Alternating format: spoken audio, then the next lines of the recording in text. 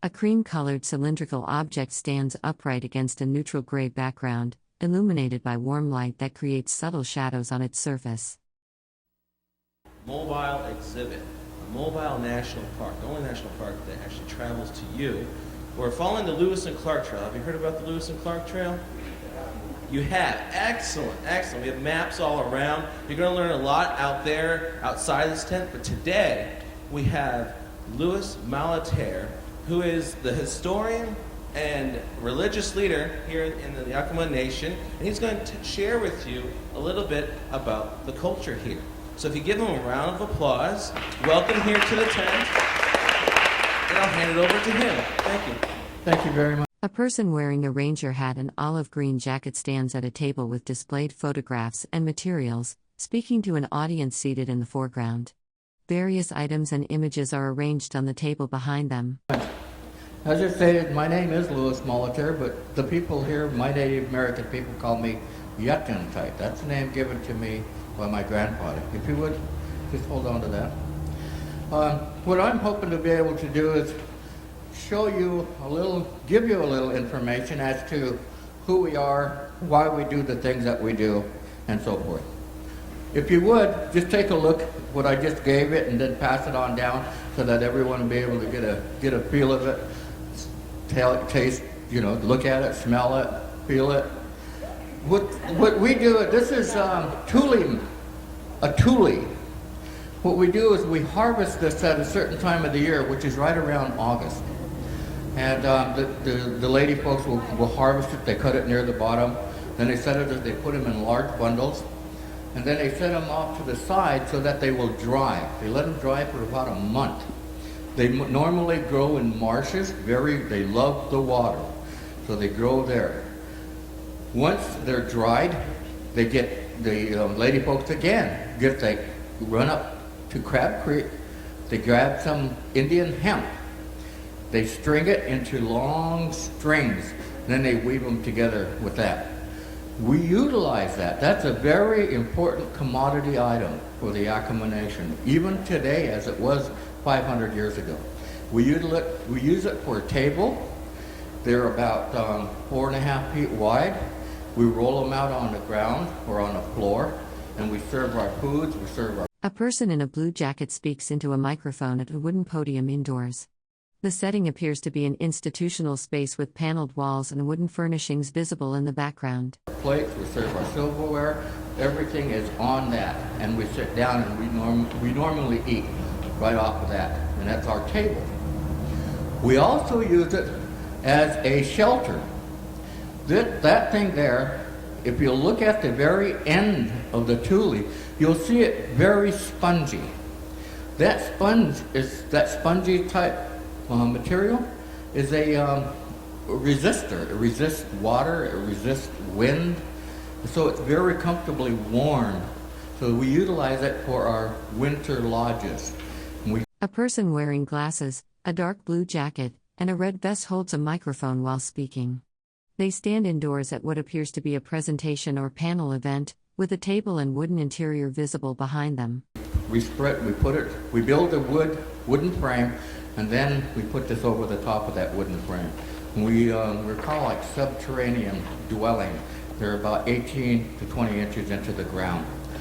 So the wind doesn't come either under, doesn't come through, and it doesn't come over the top either. So it's very warm during the wintertime because of that tule.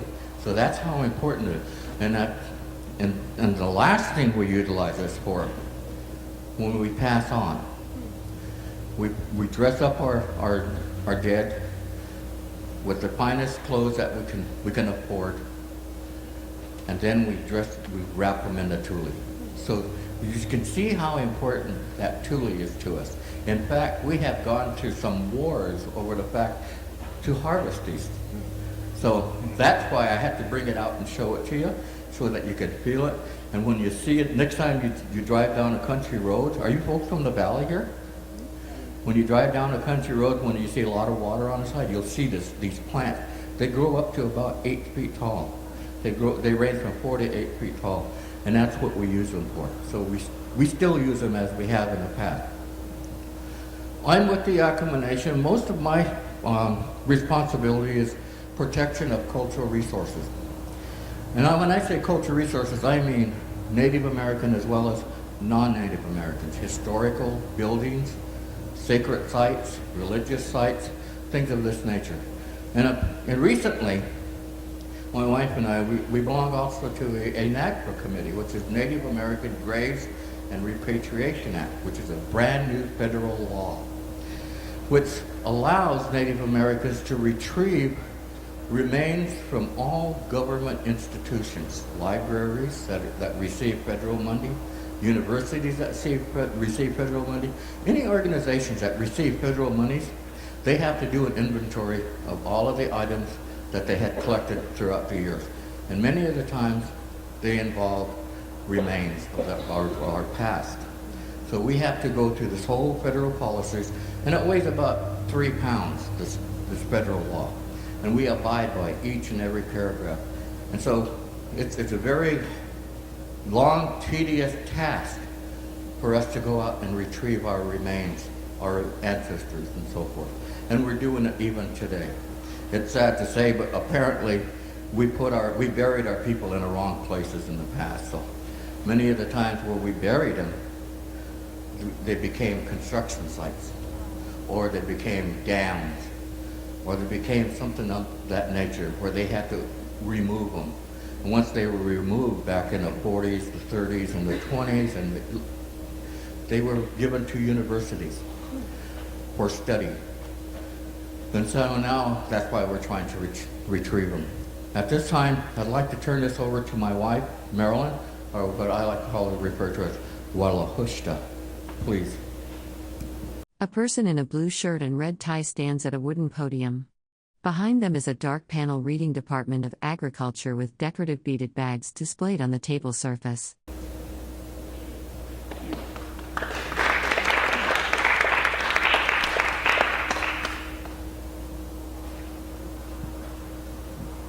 Tashmaishte in Minanaimo, in Miwalahashta. Good morning, my name is Marilyn Skehan Molater. That's my English name. My given name that my grandparents gave me is Walahushta. So each one of us are given an Indian name when we're young, and then as we turn adults, we get another name that we. A person wearing glasses and a maroon jacket holds a microphone while speaking. Behind them is a dark banner with partial text reading Ment of Agriculture and Service, DEPI, along with decorative geometric patterned items on a table. We carry. In our belief, which is the Washit religion or seven drum, you have to have an Indian name, or when you pass on, you can't go to the next world, which is your heaven. So all of us, almost everyone in the tribe has an Indian name. I am the curator and a manager for the Yakama Nation Museum, and we brought a few of our things from our museum collection that we wanted to share with you today. And I just brought a few basic things because I wanted to share it with you. And I think one of the most interesting things is right here. Can you all see what that? A person wearing glasses and a burgundy and orange jacket holds a microphone while speaking.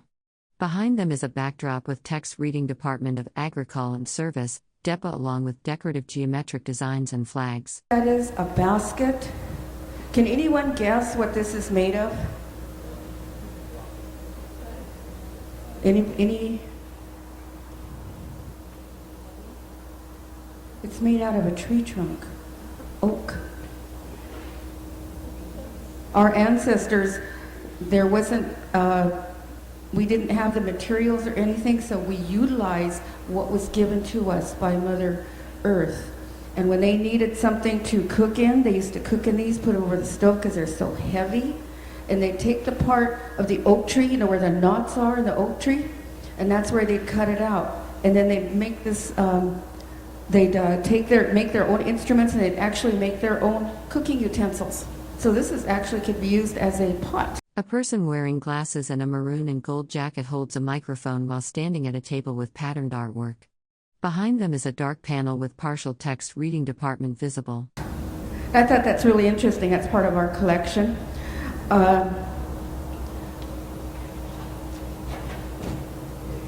Okay, these here are called shuptakai in our language. Shuptakai. That means Indian suitcase. These are made out of deer and elk hide.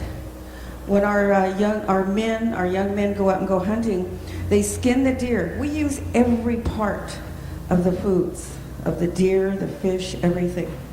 So this is what they made this out of. A person in a blue jacket stands near a display with bowls and vessels while seated audience members watch. The setting appears to be an indoor presentation space with a poster visible on the wall behind.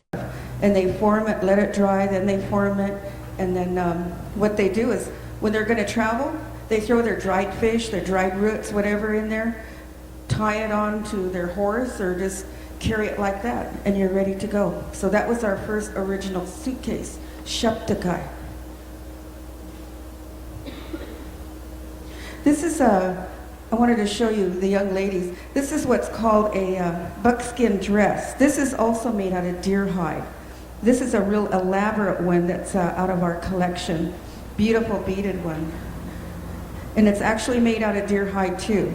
Usually there's one for the front. A person stands behind a fringed cloth-covered table, holding up a red and blue garment decorated with gold geometric shapes and beads.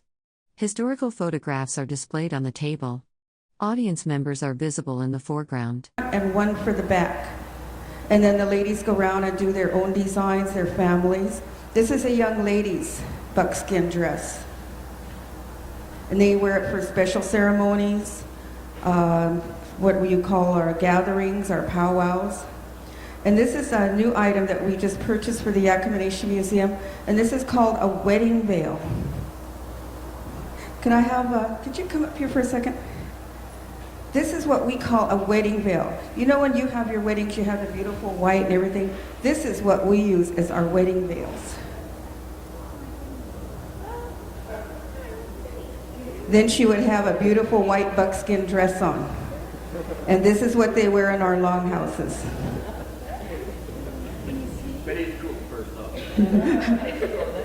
But that's what's called a wedding veil. Several people sit at a table examining documents and photographs. A person in a red and maroon jacket leans forward, looking at materials spread across the table surface. Display boards with images stand upright in the background.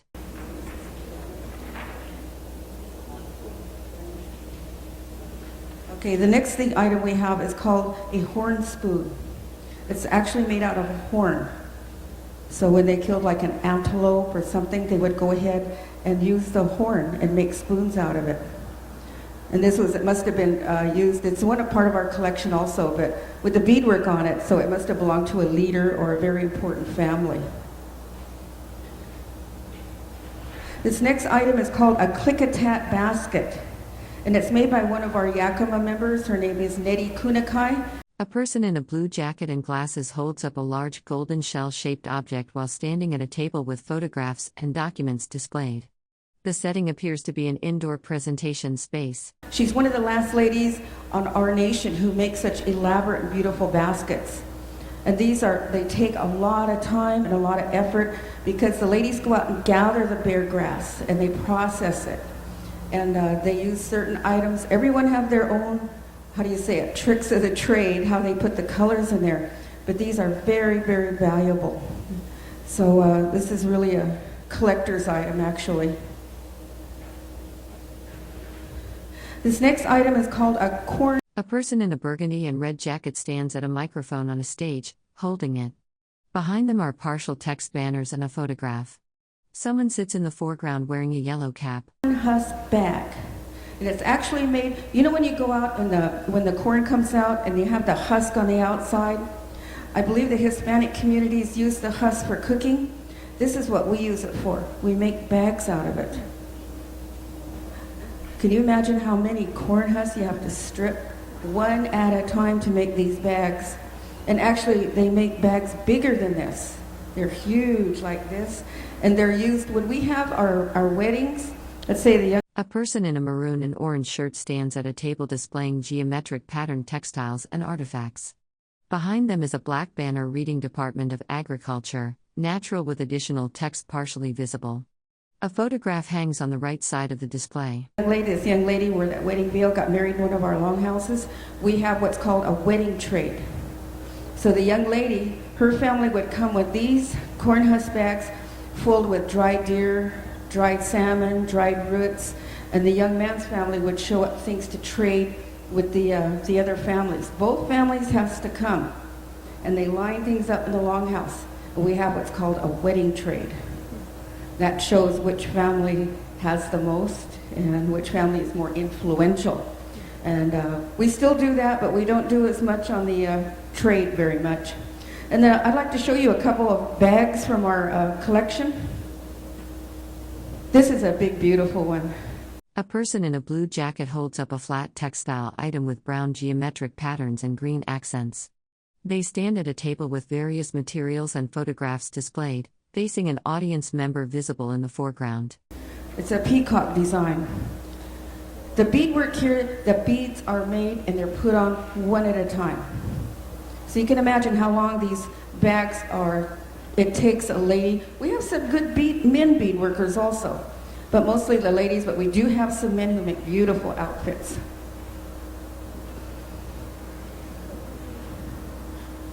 Okay, I'm going to let my husband finish off now. Thank you, Marilyn.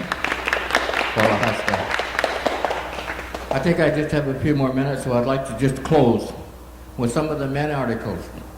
This here belongs to me personally. It was made by a gentleman in Seattle. A white man made this. He made this for the 1962 World's Fair. A person holds a child wearing white clothing with yellow and red trim in an indoor kitchen setting. Another person in a blue shirt stands nearby. A black bag hangs in the foreground. In Seattle, Washington. It is originally from a ram, an otter, and so forth, the material. And he gave that to my family. My family was the Sakapi family that went to Seattle to perform for the people that came from all over the world in 1962 to Seattle's World Fair. And they became very good friends. And so what happened was just when he passed on, he left it in his will that it would revert to our family. And then when my grandfather passed away, it was given to my mother, and then my mother handed it down to me because I'm her eldest, and I'm the best. But we utilize these for the powwows. We dance in our finest regalia, and it's more or less, again, just to prove to the people that we are who we still are. We're still Native American. We still hold on to our customs and our beliefs, and that's part of my regalia that I use when I dance. And I don't dance or perform very often. Whenever I do, it's more or less support because I'm a veteran. I'm a combat veteran, so normally when they call for combat veterans, I will come out with my regalia and dance. But normally, I'll just sit and watch and enjoy. But in closing, as you read it, I don't know if you had the chance to read it, but outside there's a little sign out there that says that on April 14th, 1806, they were on their way back to the east. They came to a village at that point, and they spent a night, and they met some Native American people. Those Native American people still exist today. Some live on the reservation, and some still live on the Columbia River. And so they still practice their beliefs. They still practice their fishermen, but they also had intermarriage into other families that had horses. So many of the times when Lewis and Clark were coming through, they purchased dogs, horses, and food from the people along the Columbia River. But at this time of the year, there wasn't too many along the Columbia River, except for the fishermen, because the salmon hasn't really come up at this point. What we were hoping to do is be, right this time of the year, everybody's coming out of their winter lodges. Remember we talked about the winter lodges? Everybody's leaving those winter lodges now, and they're going up into the lower levels of the lower meadows, and they're harvesting roots. Everything they can harvest at this point, that's what they're doing. Each time they go out and harvest, they bring it back. The men are out hunting for fresh game because we've been eating dried deer meat all winter long. Now we want some fresh ones. And so we want... A person wearing a blue denim jacket and red shirt stands at a microphone, gesturing with one hand while speaking. They wear glasses and a small corsage. A table with colorful patterned items is visible to the right. Fresh fish. We got sucker. Anybody know what a sucker is? There's very little of them today, but they're starting to return. They're here all winter long, so we would eat sucker, would eat fresh roots. Bitter roots is our first one. Actually, celery is, but we don't have a piece for celery. They grow up, they came up I think it was about 3 weeks ago, they came up. We've already had a dinner for them. Now we're having dinners for bitter roots. We call it piache, you call them bitter roots. And if anybody that's ever gone to Montana, it's a state flower in Montana. So this time of the year, we're all out busy harvesting because we only have certain, very short winters. We call windows of opportunities. You've heard that phrase before. Windows of opportunities are very short for us. Celery, at least 1 week. Then after that, the stems get very hard, and the nutrition is lost. So you only have 1 week for celery, and you can't preserve celery. Then we have bitter roots. You can preserve bitter roots. You dry them, and then you put them away. And then it goes into camas, and then other bulbs, and then throughout the whole year we have about 6 seasons. We have 6 seasons total throughout the year. So we're constantly on the move. And we start from the bottom land, and we work all the way up to the alpine regions, and that is in probably August, September. We're up there in the highlands, alpine area. We're up there harvesting, we're hunting, we're fishing, we're doing whatever we can do to gather as much material, raw material as we possibly can, so that when we start journeying back down, our horses and our dogs, ourselves, we're all packed. And we're bringing them all down to the winter lodges so that we can start again. So thank you very much. We really appreciate your presence here today, and I hope you leave with something. Thank you. All right, now school groups. So you guys are going to go out to a station out there, I believe the dugout canoe.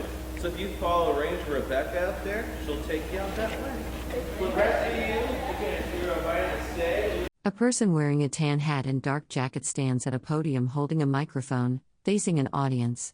Behind them, a projection screen and a backdrop display text listing various government departments and agencies. Carol Craig is going to talk to you about fish. And Carol Craig is the public information manager for the Fisheries Resource Management of the Confederated Tribes and Bands of Yakama Nation. Try saying that 5 times fast. Yeah. Right. So let's give Carol a round of applause. As today she's going to talk about cultural tradition and treaties on fishing in the Yakama Nation. All right. Yes. All right. Welcome and shachmaiski, and that's how we say good morning in the Yakama language. Have any of you ever gone fishing? Anyone gone fishing? Oh, good. Has any of your classrooms raised any of the fish to release them in the river? And maybe later on you'll get to do that. Good, good. Lots of smart young students here today. I visit schools from kindergarten through college level, and I travel Pacific Northwest wide to educate the non-tribal public and the school children about what we do to help the salmon in the Yakama Basin. And so this is a few slides that I would like to share with you today. But when we are young, we are taught at a very, very young age by our elders that when we were placed on this part of Mother Earth, we did not come from anywhere else. That the Creator told us that He would give us some gifts.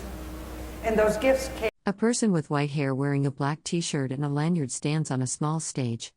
Behind them is a piano and a backdrop with partial text reading conservation, Army Corps, and Partment. Came in the form of salmon, deer, elk, roots, berries, and all of the herbal medicines that we continue to use today. But he also warned the tribal people, and he said, as long as you take care of those resources, they'll take care of you. But if that salmon ever disappears, or the berries, or any of them, then we too as tribal people will disappear. So that's why we try to take care of all of the natural resources that we continue to use today. It's very important to us. And we're also taught to think and plan 7 generations ahead of ourselves.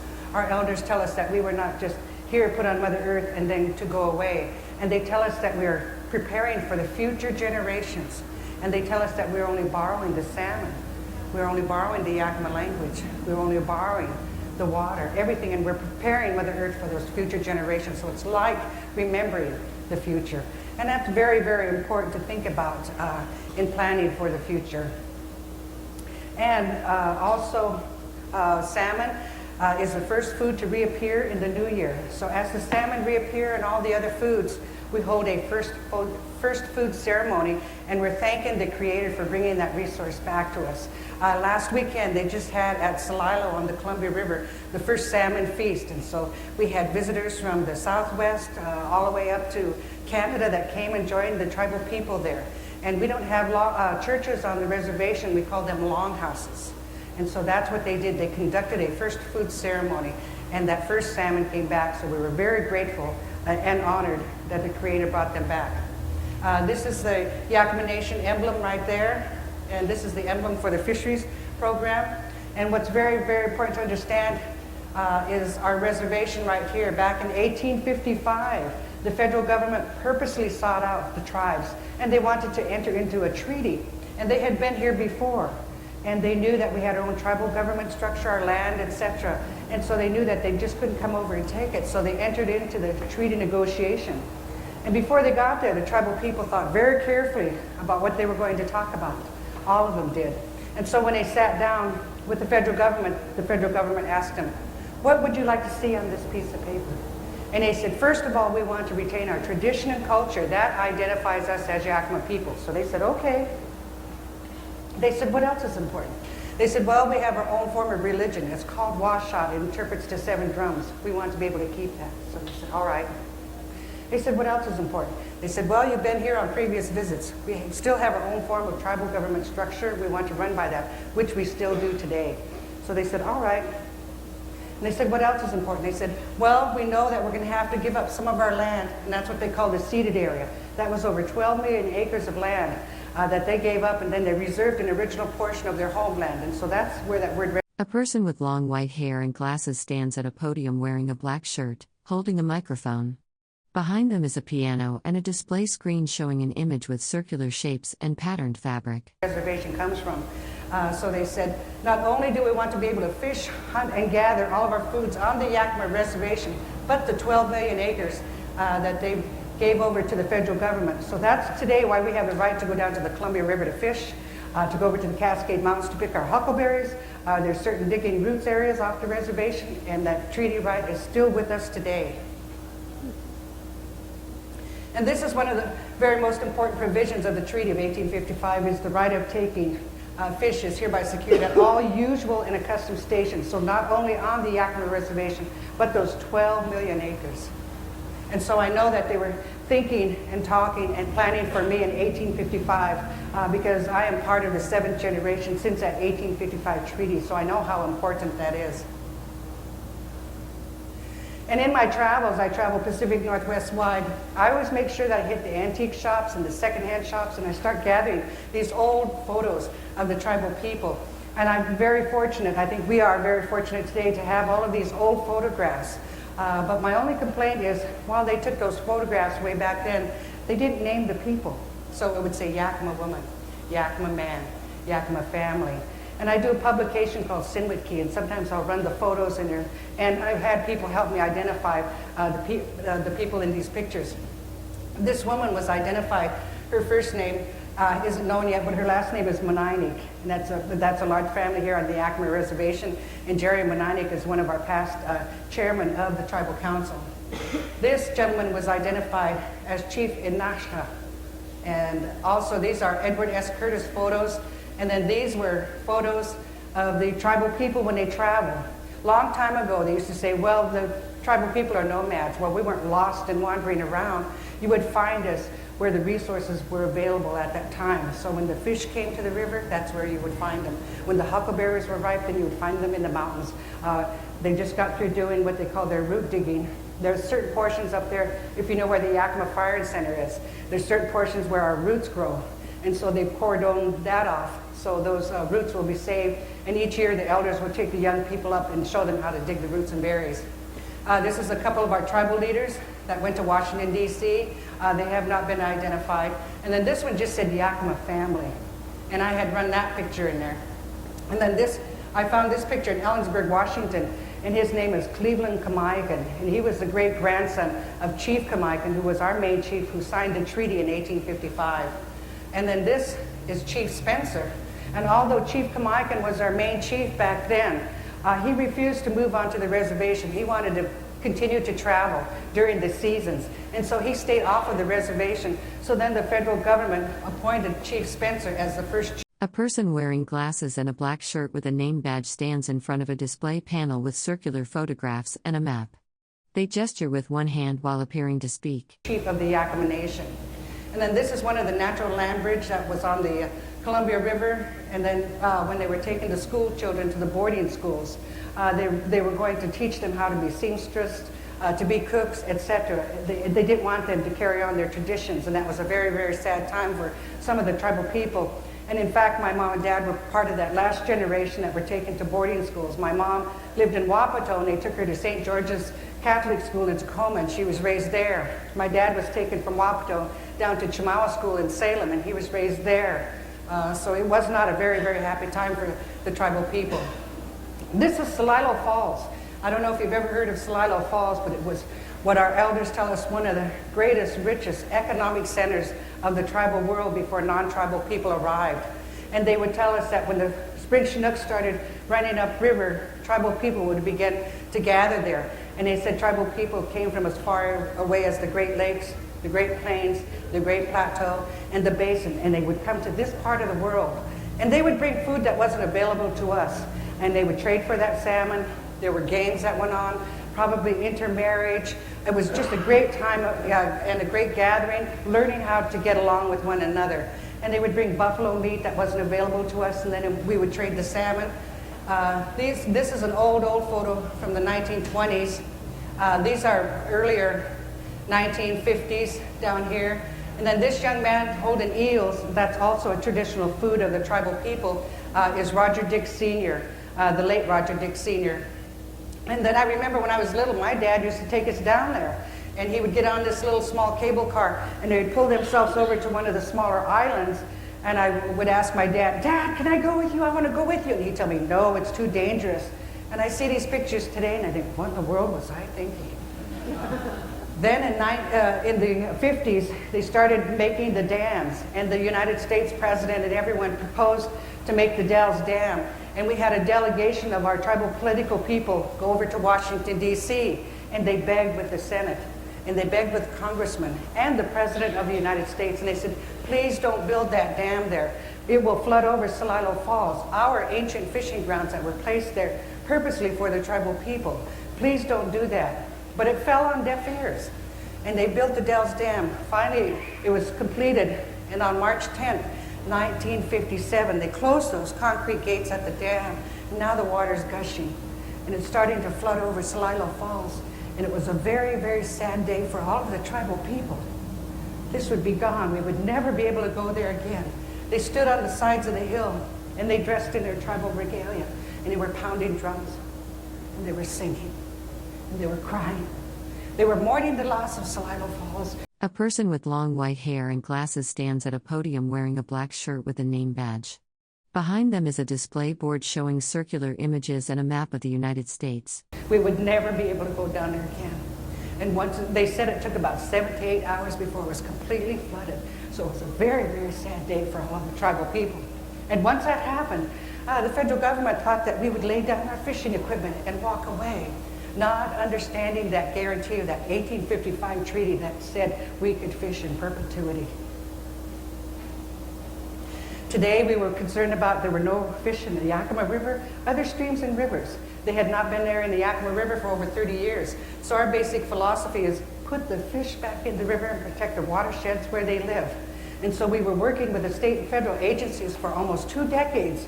And we would say, take that fish out of those concrete hatcheries, start putting them back in the Yakama River, the Clearwater, the Umatilla, where they originally were, and they haven't been for many years.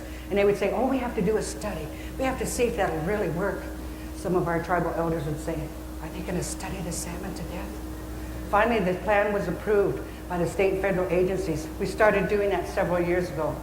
About 4 years ago, the first salmon came up the Yakama River. There had been no salmon in the Yakama River for over 30 years. So if you've been fishing in the Yakama River, that's because of what the Yakama Nation is doing. And that process is called supplementation. And they would say, all right, that will supplement that run. So when they go and they spawn, the salmon eggs will be there. They will grow up, they will go out to the ocean, and then when they come back, they will be natural spawners. So we know that process is working today. And it's for everyone, not just the Yakama tribe.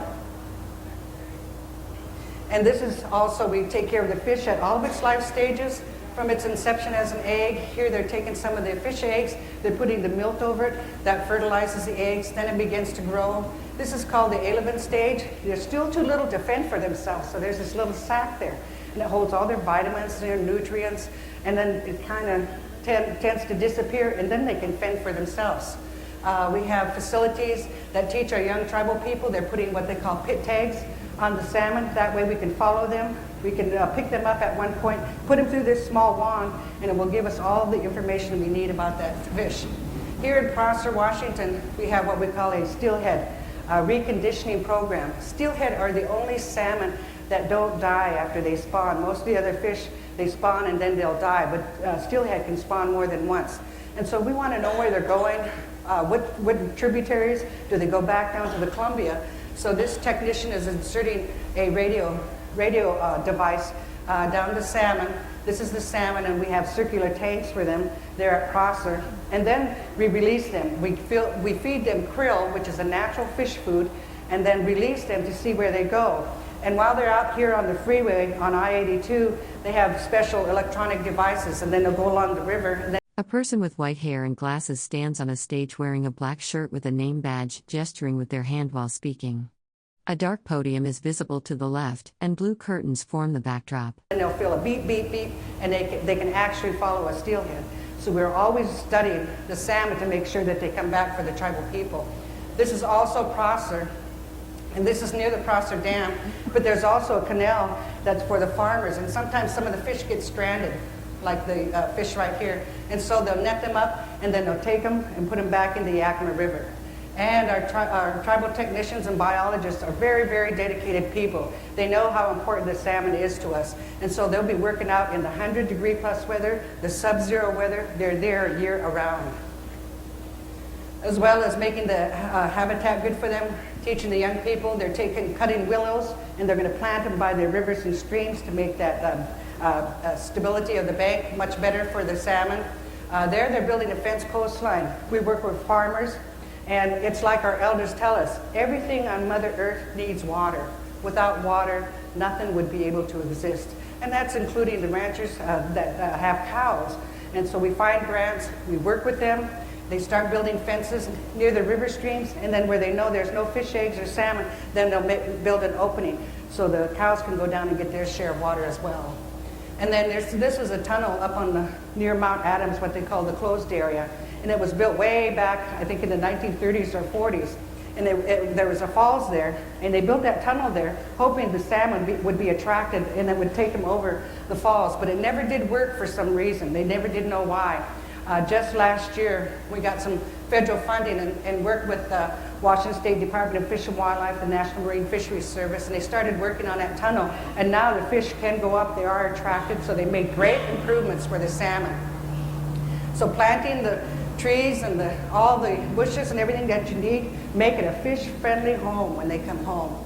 This is a culvert that was up on the reservation, and of course you can see the water's down here. Well, the salmon couldn't get up there to continue their journey, so we lowered that culvert, put it directly with the ground, and now today we have the fish that are returning further upstream. So we have fish going to the Status Creek, Yakama, Natchez River, all of the places where they used to be, and now they are returning again.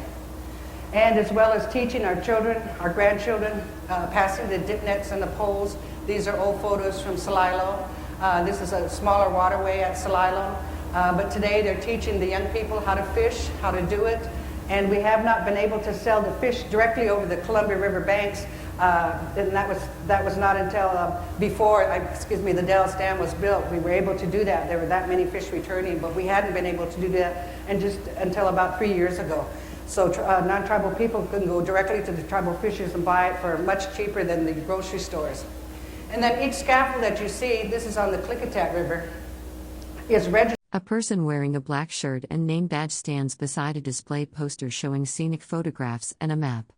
They gesture while speaking, with their hand raised in an explanatory motion. To a tribal fisher, and no one gets on there unless they have permission. And so if they get permission, then they can use their dip nets or their hoop nets, continue their fishing. And you have to be a very strong and agile fisherman to be able to put that pole down in the swirling waters, and they'll do that, and they'll go with the water.